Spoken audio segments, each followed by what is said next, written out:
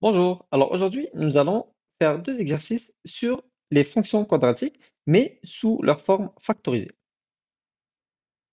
Donc, on va lire l'énoncé. On considère une fonction quadratique f dont le graphique est une parabole. La parabole coupe l'axe des abscisses au point A de 0 et B-3, 0. De plus, elle passe par le point C1-12. D'accord? Donc, pour pouvoir déterminer la règle de la fonction f de x sous la forme factorisée. Donc, pour pouvoir déterminer la règle, il nous faut trois informations qui sont très importantes. La première, c'est les deux zéros, c'est-à-dire ça c'est l'information A et l'information B, c'est-à-dire il nous faut les deux zéros.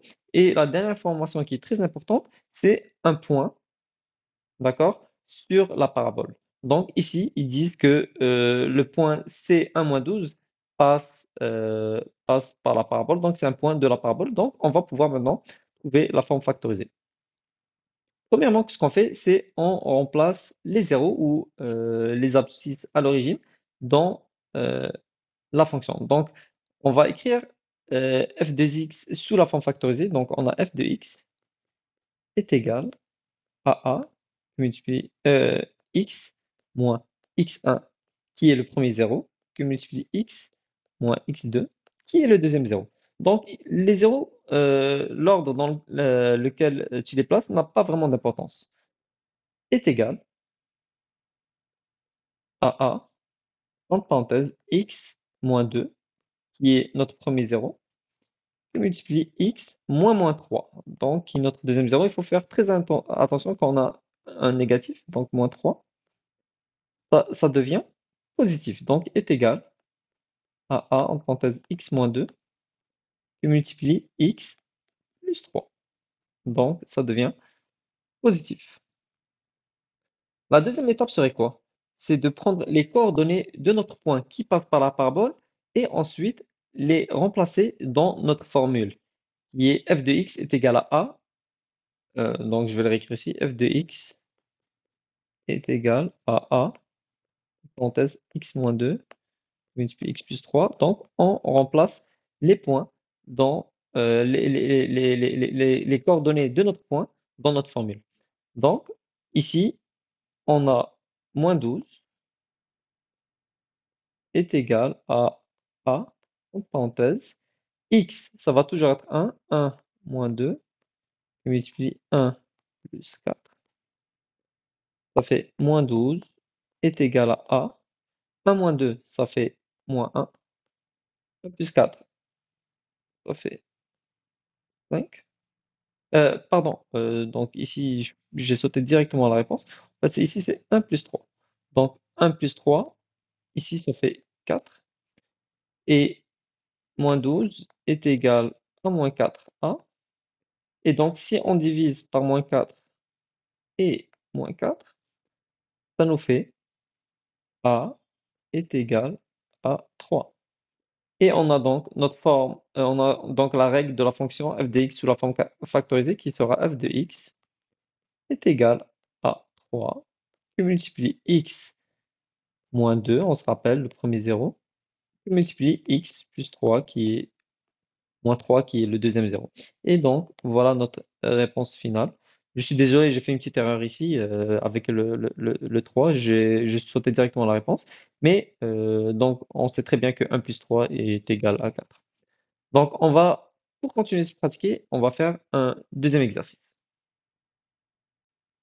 Dans ce deuxième exercice, on nous demande de déterminer la règle de la fonction f de x qui est représentée dans le graphique ci-contre sous la forme factorisée.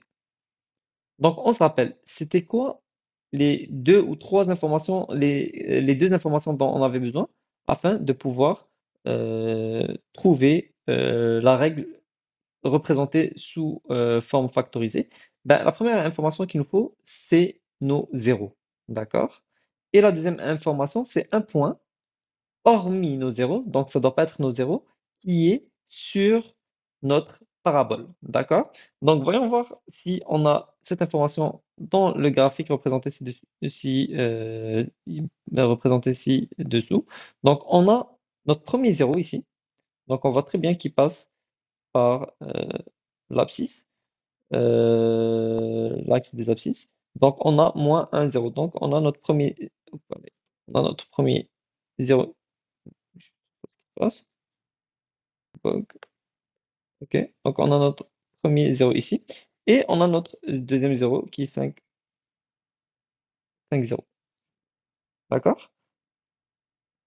Et l'autre information dont on a besoin, c'est un point quelconque qui passe par la parabole. Et on a un autre point ici, 8 moins 9. Donc, on pourra résoudre, on pourra en fait trouver la fonction sous la forme factorisée. Donc, on va écrire notre fonction f de x est égal à a qui multiplie x moins x1 qui multiplie x moins x2. D'accord? La première étape, c'est de remplacer les x1 et x2 par nos zéros. Donc f de x est égal à a, en parenthèse.